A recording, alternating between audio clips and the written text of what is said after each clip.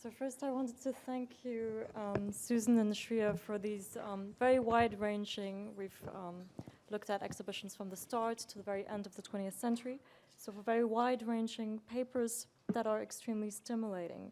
And I think there are very similar ideas and concerns that underpin them.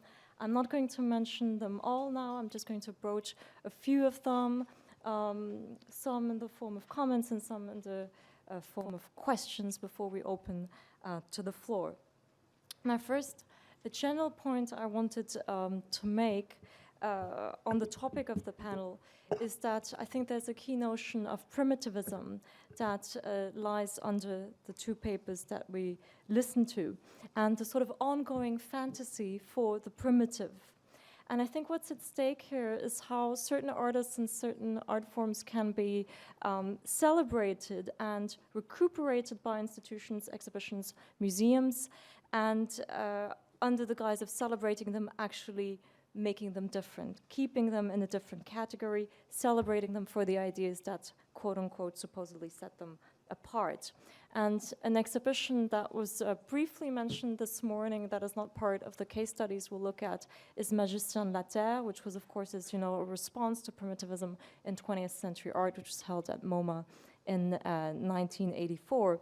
And what that exhibition did was that it had a seemingly egalitarian presentation of art from the West, quote unquote, and extra-European terrains, but it actually, as I said, celebrated these non-Western artists for what supposedly kept them aside, set their artworks aside from those of Western artists. And I'm wondering if in recent years it hasn't actually been easier for exhibitions and museums, more generally speaking, to integrate non-Western art under the sign of the primitive rather than the contemporary, which is still meeting a strong resistance, perhaps not in this room today, of course, but generally speaking, I think we need to keep this broader context in mind. And this leads me to my first question for you, Susan. I have three questions roughly for you, and I think two for Shreya. Susan, I think you, something you're linking exhibitions with, which is extremely important, is of course art education. And you underline the importance in the case of Matre's success of the fact of his colonial art education. And one obvious implication is that the British art establishment was happy actually to recognize Matre to a certain extent and to recognize him as sort of a good pupil of colonial art education. And I'm wondering how much that was truly the case. You said that he was relegated to the category of statuary. You said he was less celebrated than Ravi Varma.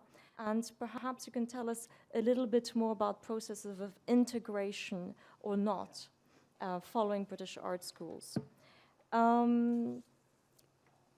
Another question I wanted, something I wanted to ask you about that you touched upon is that as a historian, you said that, correct me if I'm mistaken, European naturalism was equated, as of course at the beginning of the 20th century, with art, and that it was actually only one style.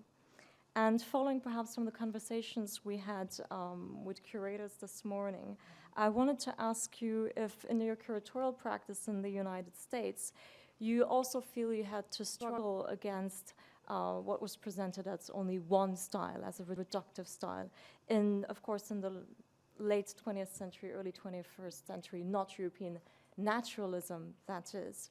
But I wanted to ask you about that resistance. And finally, I was also wondering, when you set up Jadunath Pal and Ganpatrao Matre against each other, I'm wondering if geography and generation matters here. One is, of course, Bengali. The other one is nurtured by the city of Bombay. I think he hails from Pune. And I think Matre passes away in 1947. So I'm wondering here if there are different art establishments that need to be addressed or not. Moving to Shreya's paper, I was very interested by the comments you made briefly at the end on Meera Mukherjee's art. She was, of course, also working for the Archaeological Survey of India in the 1960s and 70s, and you led us through her work to what you called a series of entanglements in the 1980s in the reception to Indian art. And I was wondering if maybe you wanted to elaborate on the notion of the artist as anthropologist, and also on this hybridization between the contemporary and the vernacular, which is something that was also discussed a little bit this morning, that could be addressed through her art, but also through that of K.G. Subramaniam, of Mrinalini Mukherjee, and of other artists of that generation, who were all exhibited in Oxford, for instance. And Gita, this morning you broached on cultural diplomacy, and you also made a key distinction between several exhibitions that you mentioned, Shreya, the Royal Academy exhibition, in which you said the Indian government was actually hiring rooms, and you distinguished that from the exhibition at the Oxford Museum of Modern Art, which was initiated by the institution itself. And somehow, to my mind, that sort of connected a little bit with what Sharmini was saying. And she was urging us to think about where funding comes from, how exhibitions are initiated, and how funding can actually push artworks and under some rubrics rather than others. And I was wondering, this is how you started actually your talk, talking about cultural diplomacy. If you wanted maybe to expand onto that, and I'm sure that Gita Kapoor and David Elliott would also have comments to make in this regard. Perhaps, Susan, you want to pick on some of the things I said? Start, and you can stay here too, if you want. Can you hear me with this thing? Okay, good. Thank you for your questions, Devika. They allow us to talk about some things that, as you keep cutting these presentations that fall on the floor and you can't get to. About Matre's career, he was considered by many people to have been something like a flash in the pan. He did some good works as a youngster, and then he sort of fades. And what I was reading into that was that he ran up against problems.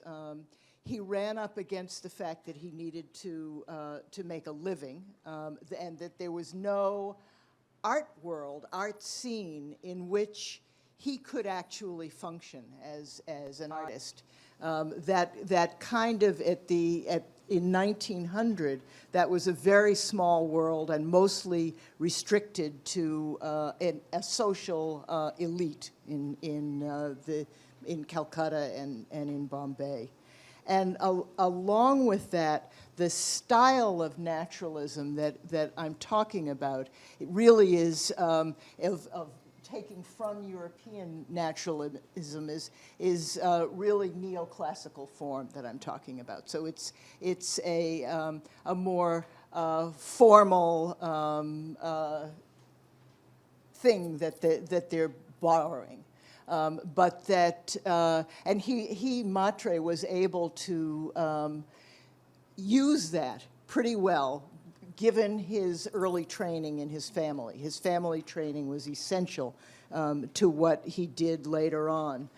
Something I didn't get to pursue in the presentation, or in fact find all the links that could be there, is to talk about how much European sculpture was changing in the second half of the 19th century.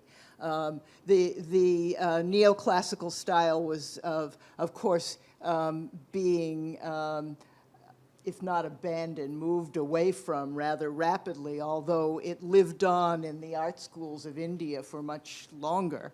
But one wonders when I read about the presentation of the hyper-realistic Krishnanagar style, especially in the international exhibitions in Europe, one wonders if the liveliness of those statues, sculptures, figures, figurines, like Jadunath's soldiers and his tribal people. And the kind of response they got from visitors to international exhibitions was an ingredient in the way in which European sculpture was changing. In other words, that it actually was part, in some way, of the discourse in Europe that was changing sculptural style. And let's just return to his relative success, because he seems to inhabit this in-between space, between Jagannath Pal. So he's celebrated and yet cornered into that category of statuary. Or did I misread that? Because you did say maybe that a little bit. he does I not come think from the that, bourgeois elite background that Ravi Verma that comes he from. found success, that he, Matre, found success in doing civic statuary. And that for him, there's now, or has been, was through the 20th century, a huge market for, demand for busts of various individuals, full-size statues of various individuals, and many clay sculptors have moved. In fact, at the very beginning, I showed a little Ganesha in a family shrine. The latest work of the man who made that is a 12-foot-tall Iranian general that was made on a commission from the army in Tehran and was shipped there. So this is what he does to make a living now. The Ganeshas he makes for his family and his friends, and he gives them away. So they're not important anymore. So I guess I consider this civic statuary a real thing that may be denigrated in some circles, but is a real arena of accomplishment and success for certain And what is sculptors. his status today in India?